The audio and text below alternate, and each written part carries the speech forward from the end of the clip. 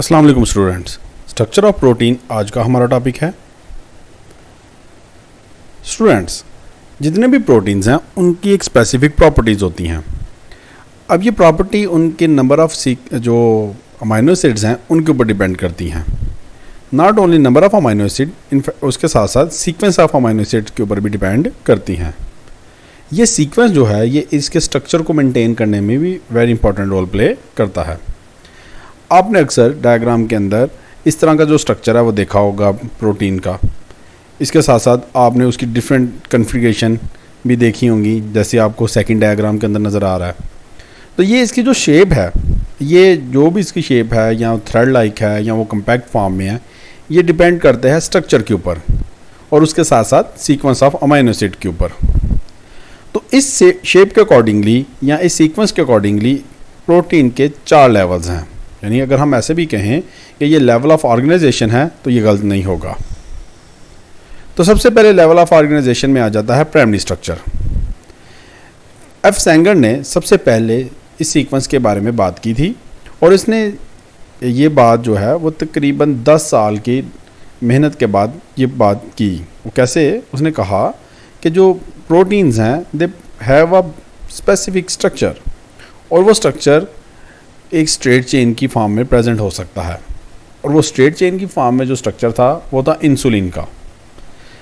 Almost मैंने जैसे पहले बताया कि 10 साल की मेहनत के बाद उसने ये चीज़ डिस्कवर की कि जो प्रोटीन्स हैं उनके अंदर अमाइनो एसिड्स आपस में अरेंज होकर एक सीक्वेंस बनाएंगे और वो स्ट्रेट चेन स्ट्रक्चर होगा। अब स्ट्रेट चेन स्ट्रक्चर के हवाले से हमारे पास इंसुलिन की एग्जांपल है। तो ये सीक्वेंस को मेंटेन कौन करता है? इस सीक्वेंस को मेंटेन करता है डीएनए।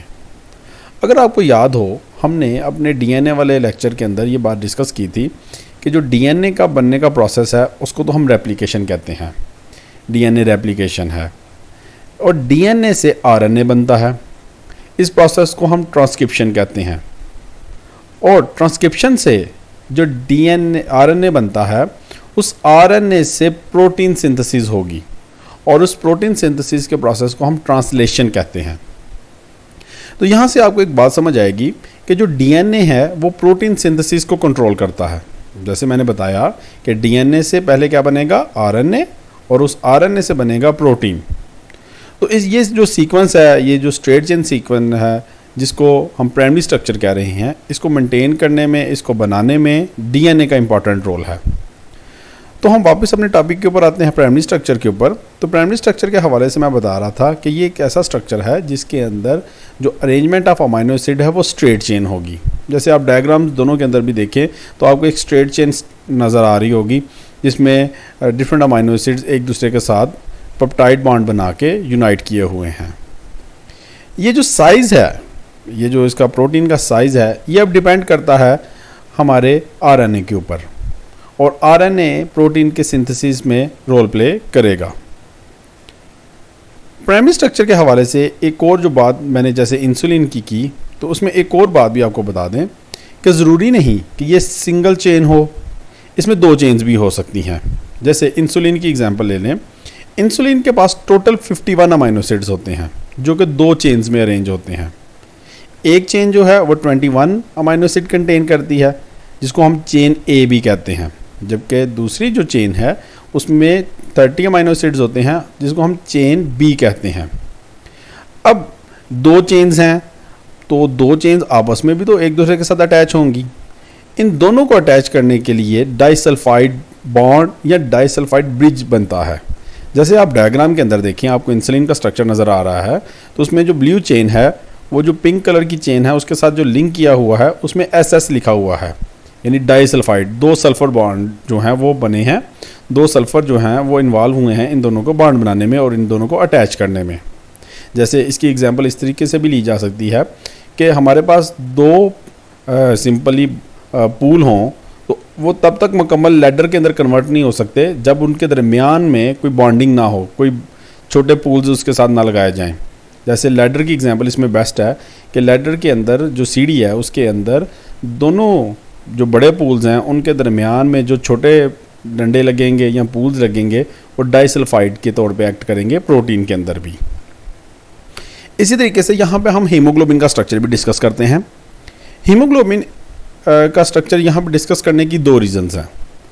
पहली रीज़न तो चेन्स की, जैसे हम ऊपर जिक्र करके आए हैं कि इंसुलिन के अंदर टोटल 51 अमाइनो एसिड्स हैं जो कि 2 चेन्स में प्रेजेंट हैं। इसी तरीके से हीमोग्लोबिन के अंदर 4 चेन्स होती हैं, 2 अल्फ़ा 2 बीटा। हर alpha chain 141 amino acids contain करती है, जबकि हर beta chain 146 amino acid contain करती है।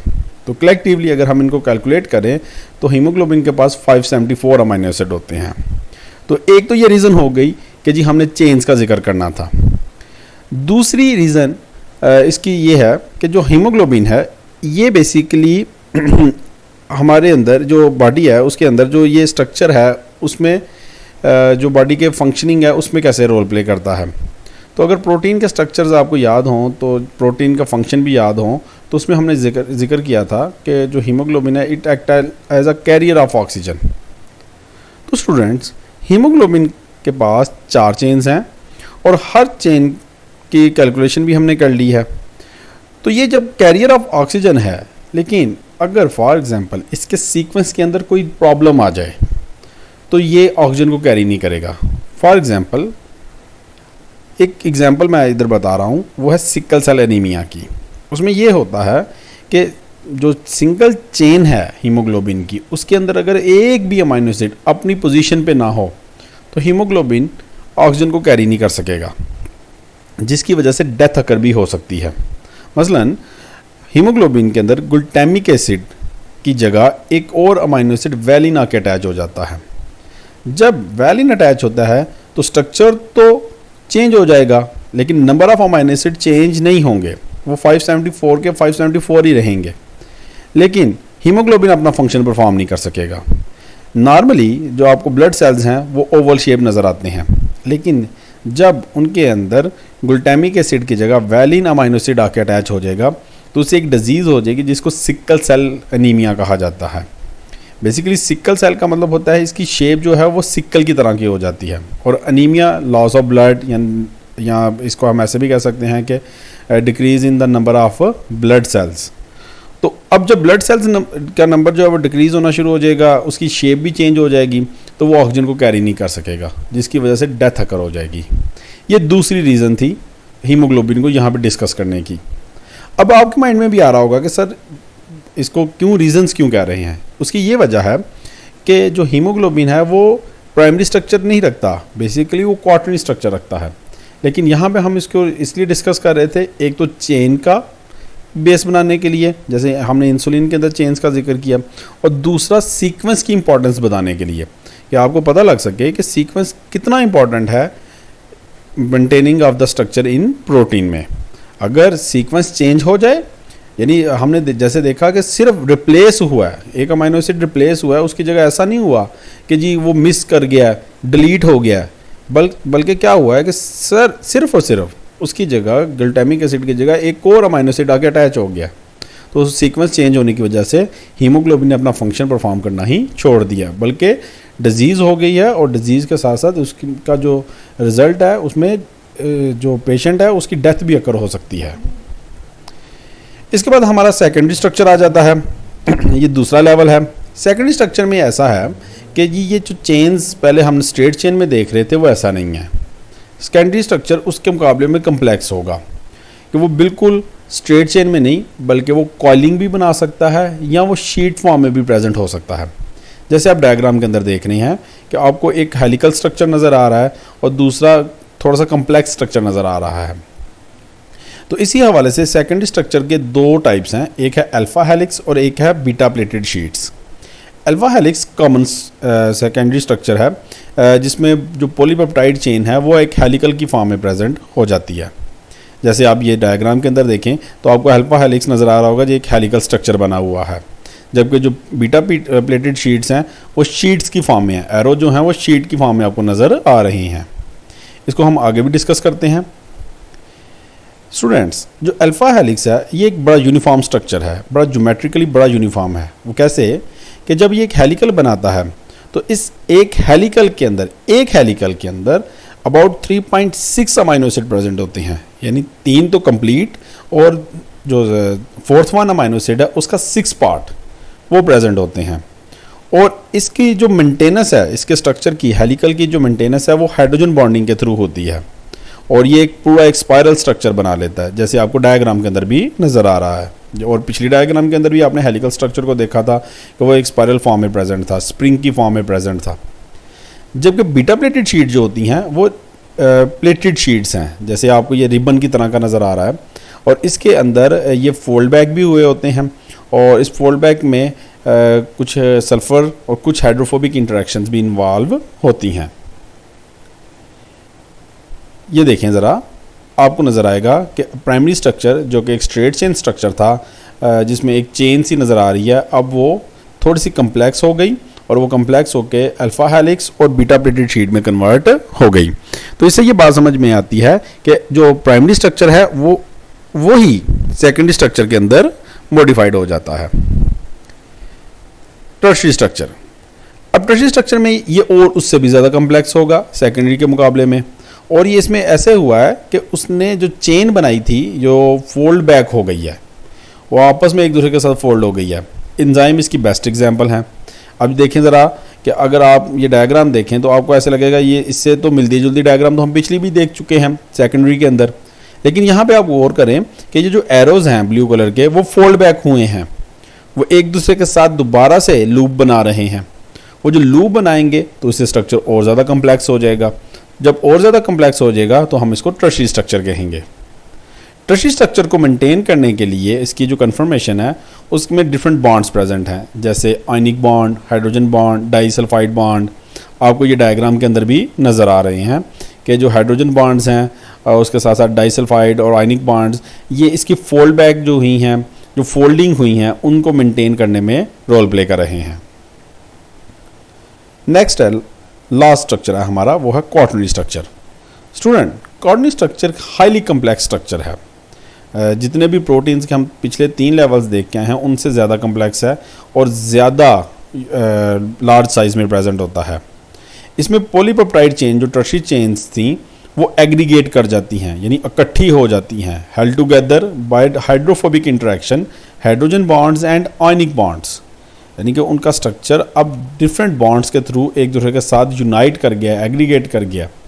जैसे आपको डायग्राम के अंदर नज़र आ रहा है कि कुछ हेलिकल्स हैं, कुछ beta pleated sheet like structures हैं और ये दोनों आपस में क्या हो गए हैं, कम्प्लेक्स बना गए हैं। इससे पहले आपने जितने भी स्ट्रक्चर देखे हैं वो सिंपल से थे, स्ट्रेट से थे। टर्शियरी भी कम्प्लेक्स था लेकिन इतना ज़्यादा कम्प्लेक्स नहीं था जितना कि क्वाटरनरी है। जैसे हीमोग्लोबिन की एग्जांपल है, ये नीचे दूसरी डायग्राम हीमोग्लोबिन की है जिसमें अल्फ़ा चेन भी और बीटा चेन भी आपको नज़र आ रही है और उसके साथ साथ हीम ग्रुप है जो कि आयरन कंटेन करता है। और ये हीमोग्लोबिन जो कि हमारे ब्लड के अंदर पाया जाता है और ऑक्सीजन कैरियर के तौर पे एक्ट करता है। तो हीमोग्लोबिन का एक बेस्ट एग्जांपल है फॉर दी क्वाटरनरी स्ट्रक्चर। तो अब आपको एक बात समझ आ गई होगी कि हमने शुरू के अंदर क्वाटरनरी स्ट्रक्चर को क्यों नहीं था स्टडी किया और अब क्यों कर रहे हैं, और हीमोग्लोबिन को वहाँ पे क्यों डिस्कस किया था।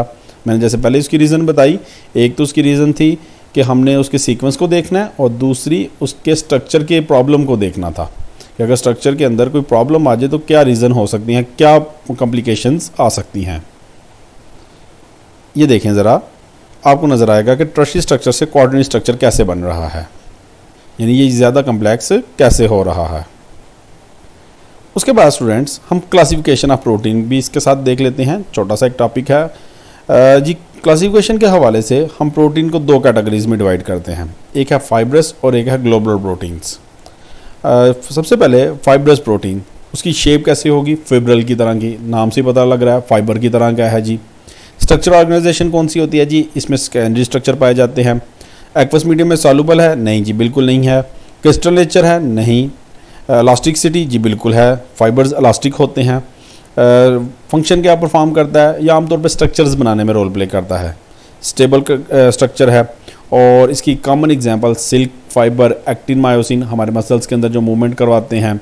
इसके अलावा फेब्रिन और केराटिन जो हमारे नेल्स और हेयर में पाया जाता है और उसको एक स्ट्रक्चर बनाता है, जैसे हमारे हेयर्स जो हैं वो फाइबर स्ट्रक्चर्स हैं। इसी तरीके से दूसरा जो है वो है ग्लोबुलर प्रोटीन्स। ग्लोबुलर प्रोटीन ये स्फेरिकल होंगे, नाम से पता लग रहा है, ग्लोब्यूल्स लाइक। एंजाइम जिसकी कॉमन एग्जांपल हैं। एंजाइम्स के अंदर हम आमतौर पे पढ़ते हैं enzymes are the globular proteins. Structure में ये टर्शियरी स्ट्रक्चर इसमें कॉमन है। एक्वस मीडियम के अंदर ये सॉल्युबल होता है, क्रिस्टलाइन भी है, इनएलास्टिक है। यानी उसका ये कंपैरिजन करें तो फाइब्रस के मुकाबले में ये इनएलास्टिक है। फंक्शंस परफॉर्म करता है, जैसे enzymes are functional role play करते हैं। स्ट्रक्चर में एंजाइम्स का कोई रोल नहीं होता, बल्कि फंक्शन परफॉर्म करते हैं, मेटाबॉलिज्म वगैरह करवाते हैं, ब्रेक डाउन करते हैं। इसके अलावा जी ये स्ट्रक्चर की स्टेबिलिटी में जी अनस्टेबल होता है। Antibodies, hormones, haemoglobin, enzymes are the examples of the globular proteins. Students, यहाँ पे हमारा ये लेक्चर कंप्लीट हुआ। आप हमारे चैनल को सब्सक्राइब करें। इस लेक्चर के मुतालिक या किसी टॉपिक के मुतालिक कोई भी कन्फ्यूजन हो तो कमेंट सेक्शन में ज़रूर मेंशन करें। और अगर कोई आप कोई टॉपिक समझना चाहते हैं, उसके बारे में वीडियो चाहते हैं, तो हमें कमेंट सेक्शन में अंदर ज़रूर मेंशन करें। Thank you. अल्लाह हाफिज़।